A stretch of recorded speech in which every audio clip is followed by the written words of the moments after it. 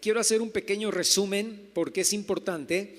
Estamos hablando sobre el ciclo de la revelación y hemos dicho que nosotros somos personas tripartitas, somos personas formadas por espíritu, alma y cuerpo.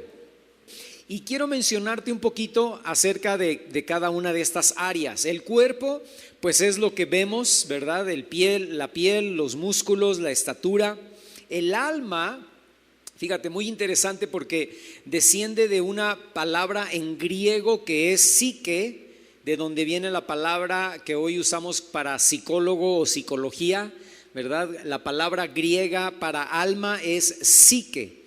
Y la palabra hebrea para alma es nefesh.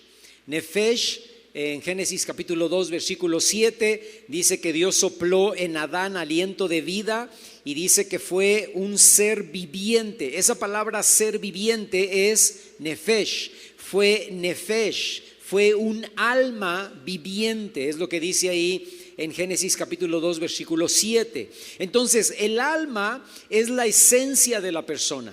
El alma tiene que ver, fíjate, con lo que piensas, con lo que sientes y con lo que quieres. Eso constituye todo el actuar en la vida de alguien.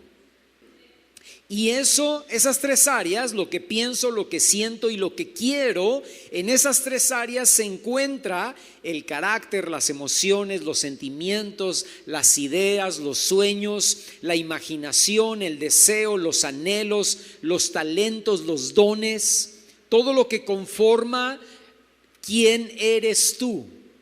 Ese es tu alma. Y luego el espíritu, con E minúscula, pues nos fue dado por Dios. Y yo les he comentado los domingos anteriores que es lo que busca intimidad con el Señor. Ahora, cuando venimos a Cristo, el Espíritu Santo comienza a darnos revelación a nuestro espíritu. Y yo les he comentado los domingos pasados que a mayor intimidad y mayor comunión hay una mayor capacidad de revelación. Y a mayor revelación hay un mayor entendimiento y hay una mayor obediencia para vivir la vida cristiana. La capacidad en tu espíritu es lo que tú construyes. Y la medida es lo que Dios revela a tu espíritu basado en la capacidad que has construido. ¿Cómo construimos? Con oración, con ayuno, con lectura de la palabra, con estudio de la palabra, viniendo a la iglesia, siendo obedientes. En todo lo que tú haces para Dios, tú estás construyendo. Y en la medida en la que tú construyes, va a ser la medida en la que el Espíritu Santo va a traer revelación a tu espíritu. Ahora, algo muy interesante que decíamos el domingo pasado es que el alma está a la mitad. El alma es la parte intermedia, decía yo, entre tu carne y entre tu espíritu. El alma está a la mitad. Y si proveemos y satisfacemos más para la carne, el pecado entonces va a aumentar. Pero si satisfacemos y proveemos más para el espíritu, entonces va a aumentar nuestra revelación. Y nuestra alma, sentimientos, emociones, pensamientos, ideas, sueños, se va a inclinar más hacia lo que tú alimentes más. Tu alma se va a inclinar más a tu carne si tú alimentas más tu carne, si tú satisfaces más a tu carne, o tu alma se va a inclinar al espíritu si tú alimentas o tú satisfaces más las cosas que son del espíritu. Entonces, si alimentamos el espíritu, el alma y la carne van a ser más sensibles y van a estar más dispuestas a las cosas espirituales. Hermano, a ver, denos una prueba bíblica de esto que usted está hablando. Claro que sí, ve conmigo. Salmos capítulo 63. Y es un salmo que tú y yo hemos leído muchas veces. Estas palabras las hemos escuchado ya en otras predicaciones o en nuestra lectura bíblica diaria, ¿verdad? Que tenemos. Y fíjate el versículo, vamos a leer del versículo 1 al versículo 4. Dice David: Dios mío eres tú, de madrugada te buscaré. Ahora pon atención en lo que viene, porque fíjate cómo dice, mi alma, no dice mi carne, no dice mi espíritu, dice mi alma, mis sentimientos, mis emociones, mis sueños, mis anhelos, mi carácter.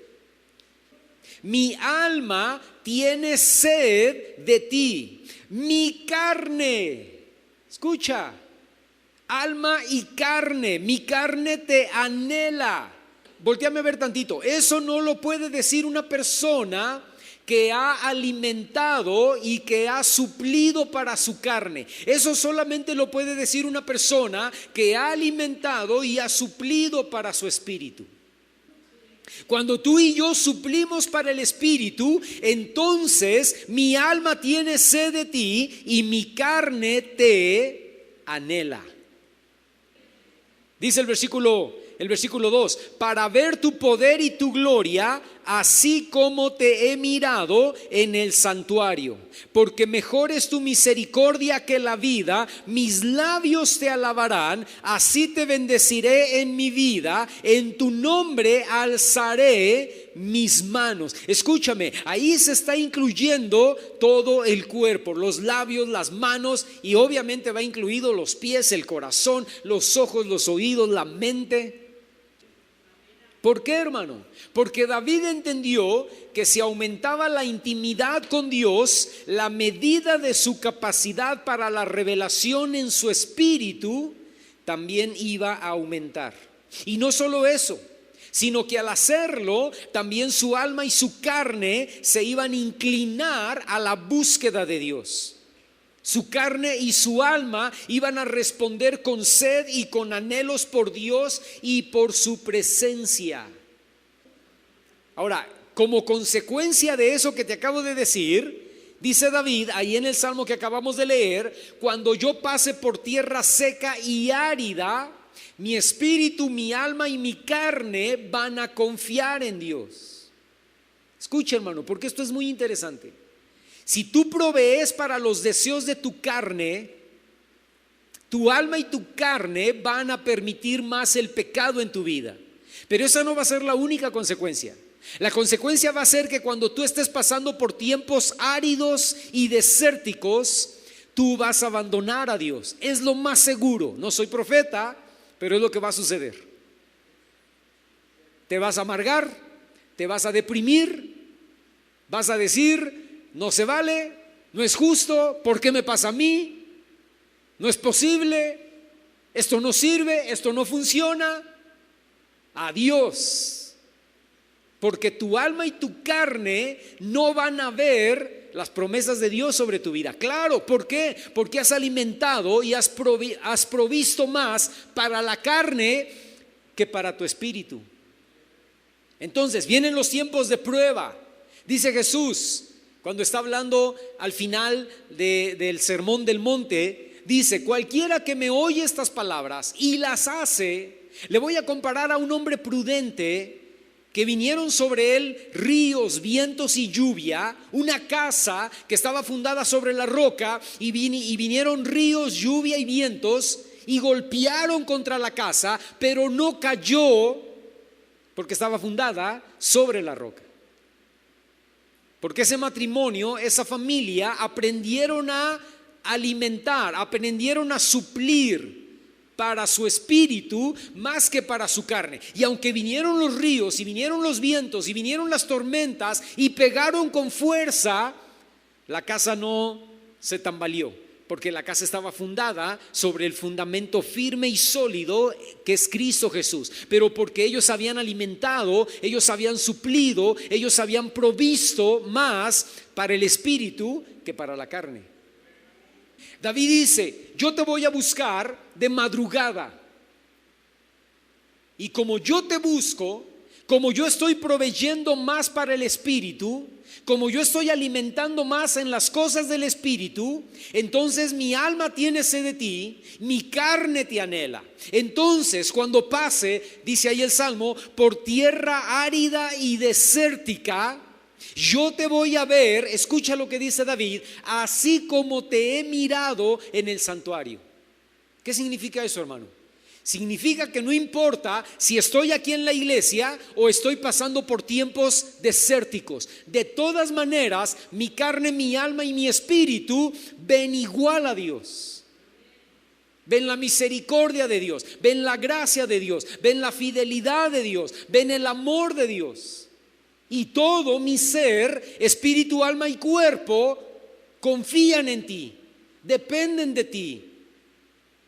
Saben que tú eres fiel, que no me vas a abandonar, que esta prueba, este desierto, esta dificultad sirve únicamente y exclusivamente para acercarme más a Dios, para confiar más en Dios, para madurar, para crecer, para ir a otro nivel, a otra estatura en el Señor. Escúchame, esa es la diferencia de proveer para la carne, esa es la diferencia de proveer para el espíritu. Tu carne, tu alma y tu espíritu con E minúscula van a responder de una manera cuando provees para tu carne y van a responder de otra manera totalmente distinta cuando provees para el espíritu. ¿Entienden eso? Porque es muy, muy importante. Dice, y si mi espíritu te busca de madrugada y mi alma tiene sed de ti y mi carne te anhela, entonces yo voy a poder levantar mis manos y mis labios te van a poder alabar. No importa si estoy en el santuario, no importa si estoy en el templo, no importa si estoy pasando por un lugar desértico. Aunque ande en valle de sombra y de muerte, dice el Salmo, ¿verdad? No temeré mal alguno. ¿Por qué? Porque tú vas a estar conmigo. Estás conmigo en el santuario y estás conmigo en el desierto.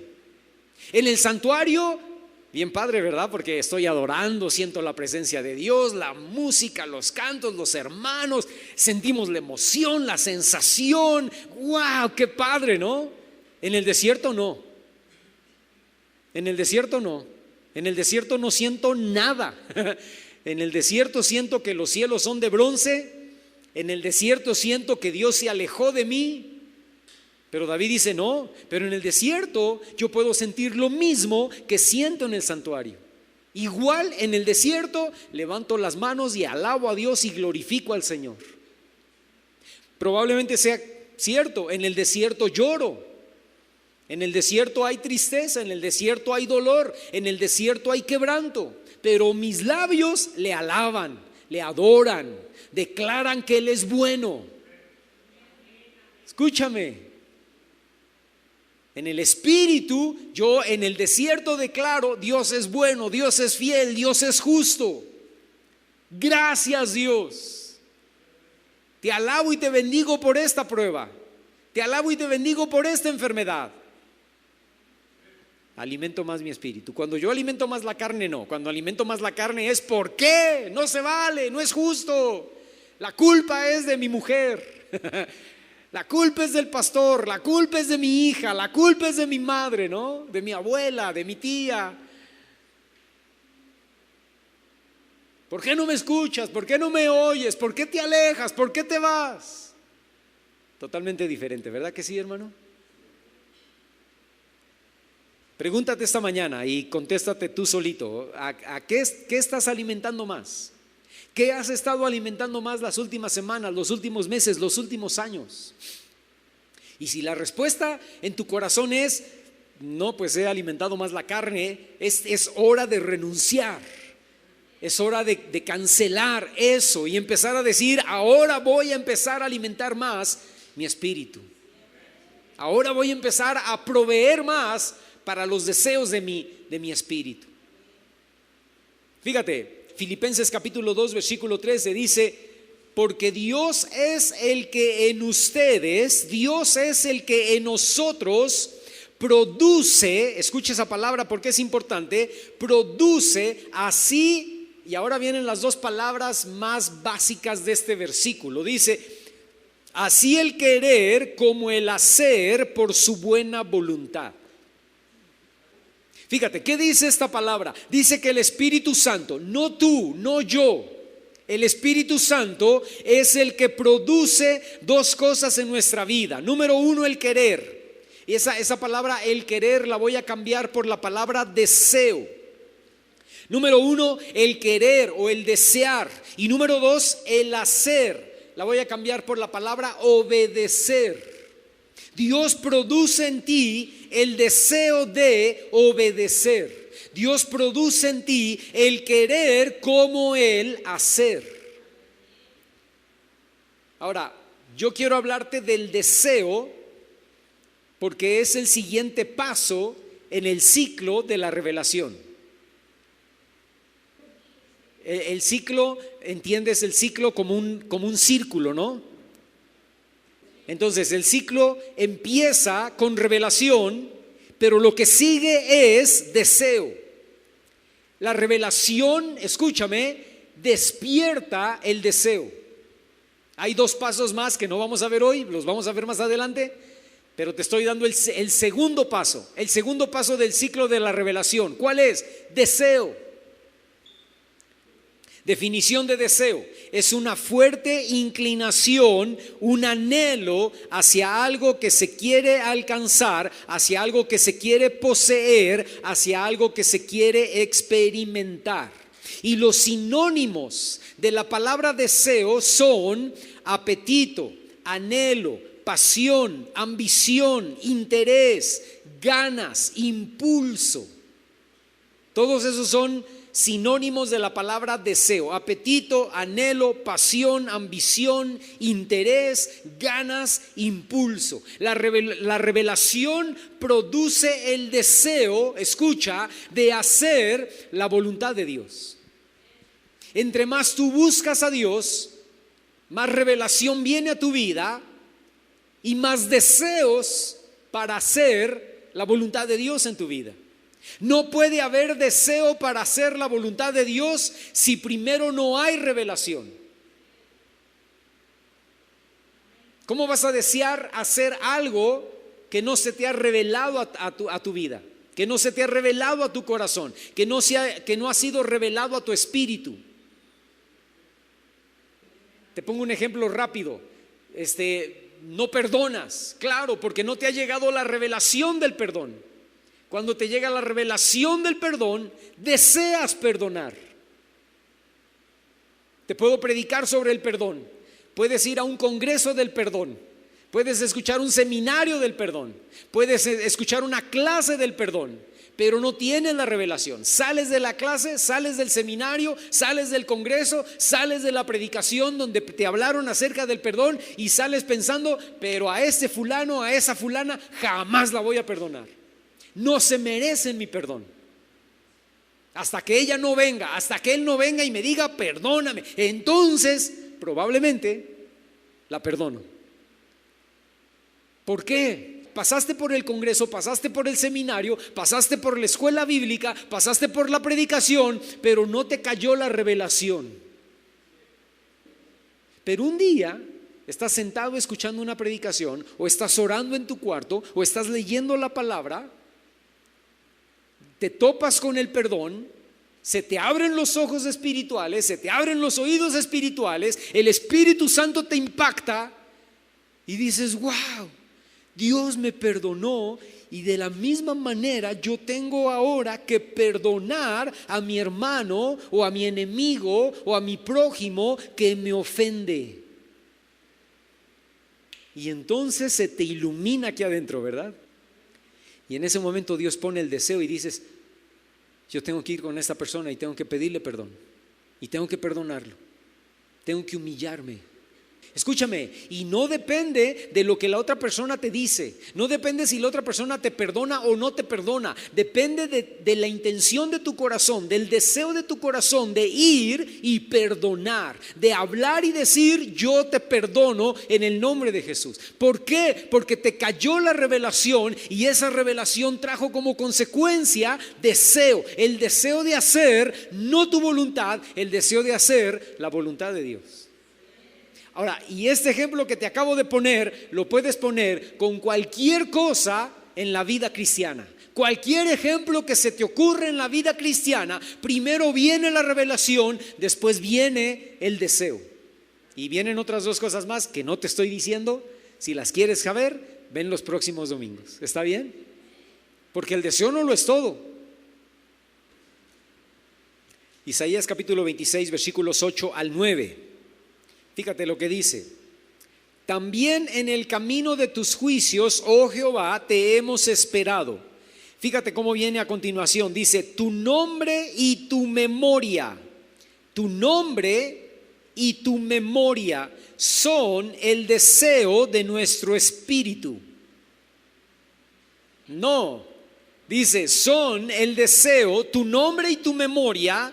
Tu nombre y tu memoria son el deseo de nuestra alma, de nuestro pensar, de nuestro sentir y de nuestro querer.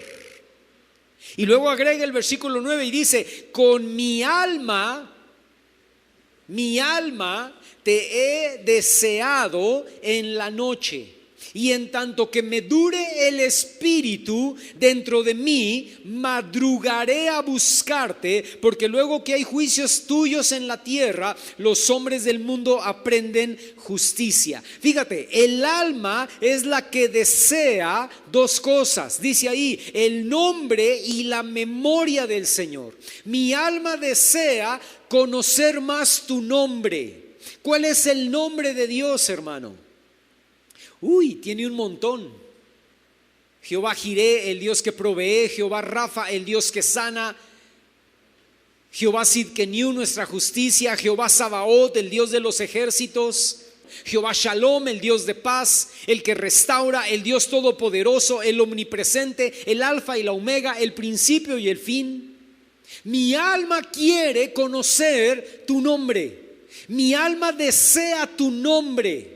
Desea conocer más a ese Jehová Jireh, a ese Jehová Shalom, a ese Jehová Sidkeniu, a ese Dios que es todopoderoso, que es omnipresente y que es Emmanuel, Dios con nosotros. Amén, hermano. Pero luego dice, pero mi alma también desea hacer memoria de quién es Dios, ¿verdad?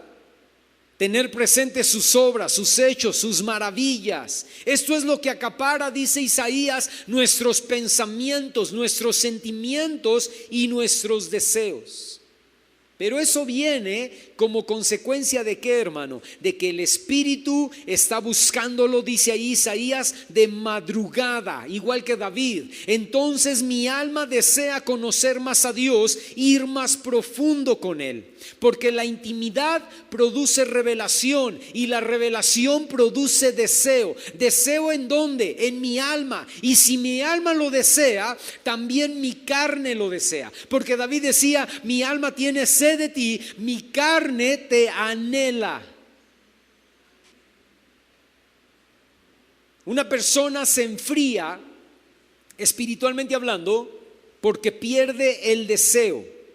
Perdió el apetito, perdió el anhelo, perdió la pasión, perdió la ambición, perdió el interés, perdió las ganas, perdió el impulso de buscar a Dios. Y entonces ahora se está enfriando espiritualmente. Pero esa falta de deseo se originó en una falta de revelación. Y esa falta de revelación se originó en una falta de comunión y de intimidad con Dios. El Espíritu Santo quiere desatar en nosotros el deseo de hacer la voluntad de Dios. Fíjate, ve conmigo por favor, Mateo capítulo 6. Los discípulos vienen con Jesús y le dicen a Jesús, Señor, enséñanos a orar. Bueno, eso no lo dice ahí en Mateo, lo dice en Lucas. Dice que los discípulos vinieron con Jesús y le dijeron, Señor, enséñanos a orar. Pero es la misma frase que Jesús repite ahí en Mateo capítulo 6 versículo 10. Dice, bueno, cuando ustedes oren, oren así: Padre nuestro que estás en los cielos. Y luego dice la parte, venga tu reino, versículo 10. Venga tu reino, hágase tu voluntad como en el cielo, así también en la tierra. Cuando los discípulos le dicen al Señor, Señor, enséñanos a orar, Él dice, muy bien, cuando ustedes oren, pidan que se haga la voluntad de Dios. Si tú tienes revelación, tu deseo va a ser hacer la voluntad de Dios. Tú vas a querer hacer su voluntad y vas a querer dejar de hacer tu propia voluntad.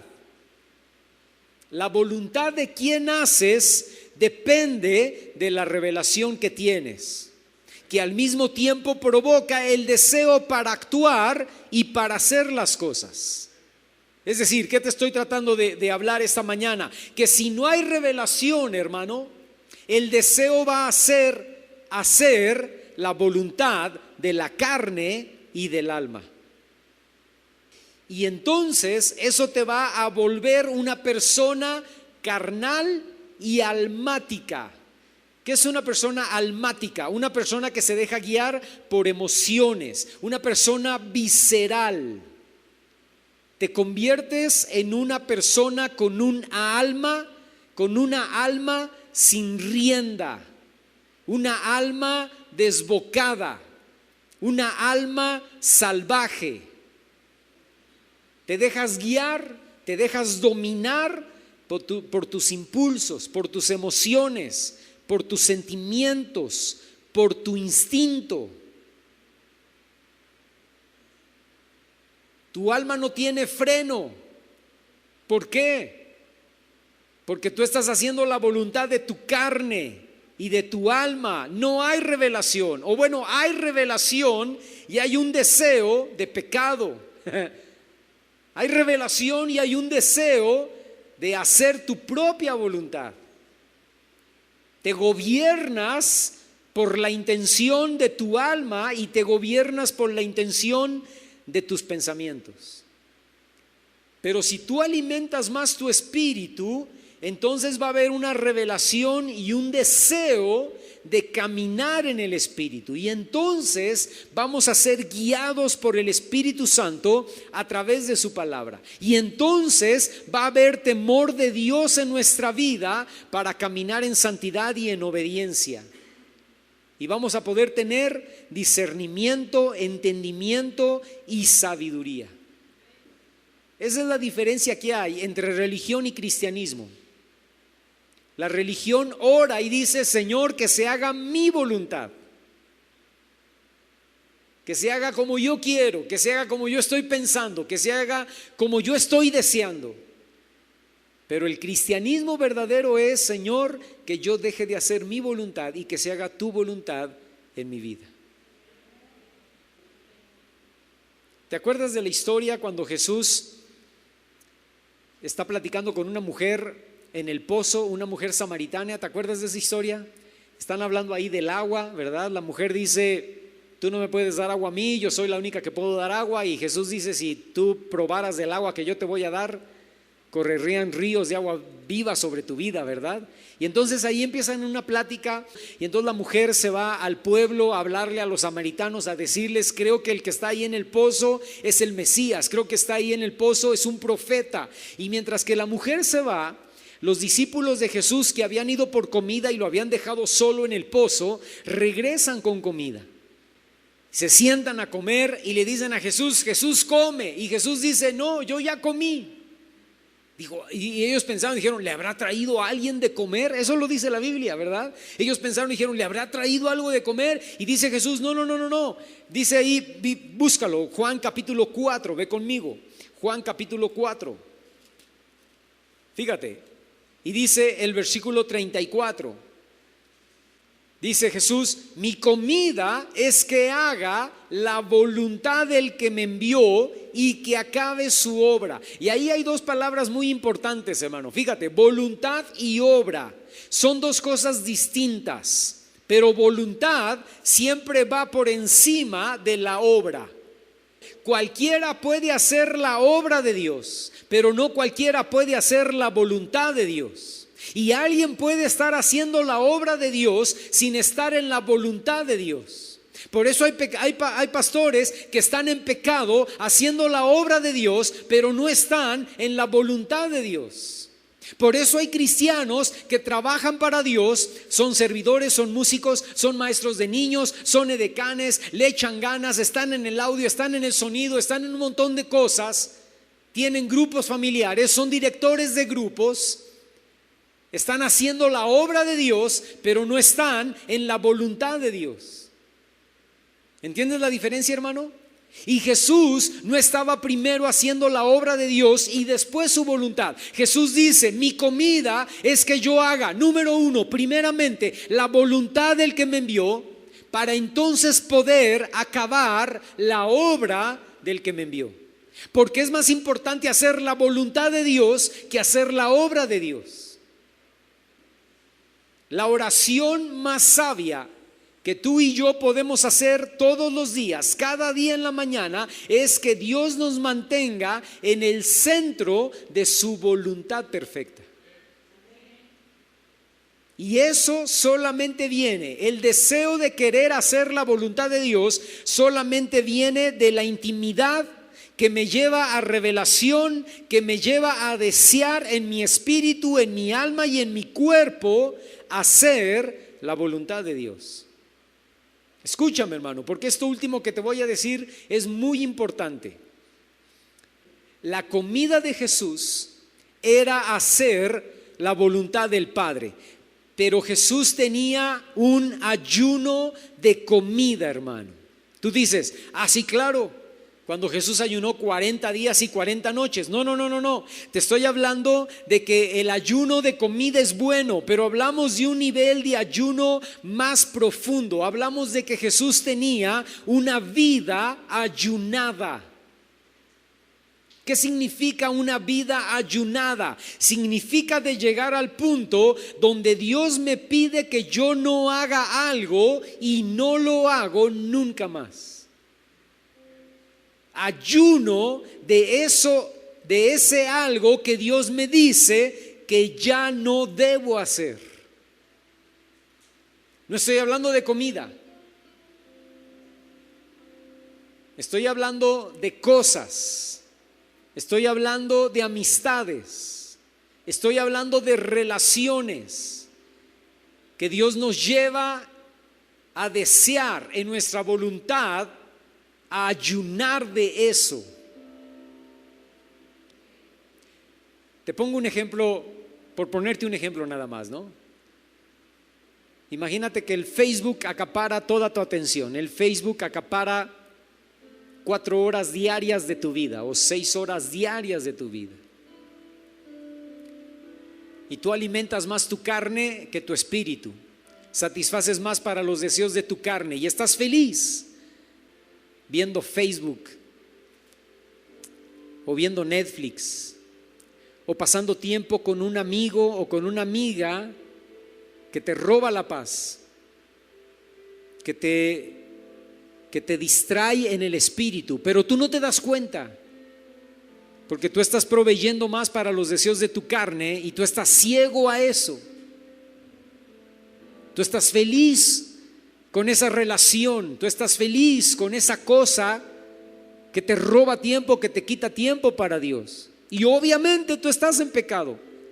No porque veas Netflix o porque veas Facebook, tú estás en pecado porque vives en pecado. Porque eso te lleva a hacer otras cosas que no le agradan a Dios. Pero tú no lo ves, tú no lo escuchas, tú no lo sientes, tú no lo piensas, porque tú estás alimentando más a tu carne. Ahora, cuando alimentas más tu espíritu, tú te das cuenta de eso y dices: wow, qué error, qué error. Y entonces empiezas más a alimentar tu espíritu y tus ojos se empiezan a abrir, tus oídos se empiezan a abrir a las faltas, al pecado. Y entonces ahora viene la revelación y viene el deseo y dices: yo quiero ayunar. No estamos hablando de alimento. Yo quiero ayunar, quiero tener una vida ayunada de eso que Dios me está diciendo que ya no debo hacer, que ya no puedo hacer. Y no lo quiero hacer nunca más. Ah, hermano, pero entonces usted me está diciendo que voy a tener que romper con esa relación. Sí, claro. Pero no lo hagas hasta que no te venga la revelación. No sé si me estoy explicando, hermano. Porque cuando te viene la revelación, fácilmente puedes romper con la relación. Cuando te viene la revelación, fácilmente puedes romper con la cosa que te está robando la bendición de Dios. Fácilmente te sales de Facebook, fácilmente cancelas tu cuenta, fácilmente dejas de hacer aquello que te estorbaba en la presencia de Dios, porque te llegó la revelación y te llegó el deseo. Y ahora vives una vida ayunada. ¿Estás entendiendo, hermano? Por eso necesitamos intimidad, por eso necesitamos comunión, para eso recibimos revelación y para eso viene el deseo de hacer la voluntad de Dios. Comenzamos a entrar a una vida ayunada. Escúchame, comenzamos a tener una dieta espiritual, muriendo a nosotros mismos y siendo guiados por el Espíritu Santo. La vida de Jesús era una vida de dieta espiritual y de vida ayunada. Los discípulos llegan, le dicen: Señor, ya trajimos la comida, aquí está, empieza a comer. Dice: no, yo ya comí. Porque mi comida es, mi dieta es, mi vida ayunada se trata de hacer la voluntad del que me envió, para poder terminar su obra. Si tenemos revelación, la revelación trae deseo, y el deseo trae ganas, ánimo, empuje para buscar hacer la voluntad de Dios y no mi propia voluntad. ¿Cuántas veces como cristianos, hermanos, nos hemos salido con la nuestra delante de la presencia de Dios? Y así nos ha ido, ¿verdad que sí? Yo me he querido salir con la mía y lo he logrado, y me he salido con la mía. Cuando Dios me decía que no, yo le decía que sí, y cuando Dios me decía que sí, yo le decía que no, y me salí con la mía, y así me fue. No oré, no busqué a Dios, no le pregunté. Yo hice lo que yo pensé, lo que yo quise, lo que yo creí, lo que me pareció más correcto hacer. Y entonces dije: ya está listo, ¿verdad? ¿Para qué oro? Yo estoy haciendo la obra de Dios. Estoy seguro que Dios está de acuerdo conmigo. Ni le pregunto: Señor, ahí te va. Y agarré y tomé la decisión y lo hice. Y luego lloré amargamente, hermano. Decía el hermano Gustavo: cada quien escoge sus lágrimas antes de llorarlas. Y yo escogí mis propias lágrimas, hermano, antes de llorarlas. Y yo sé que lo más seguro es que tú has pasado exactamente por la misma cosa.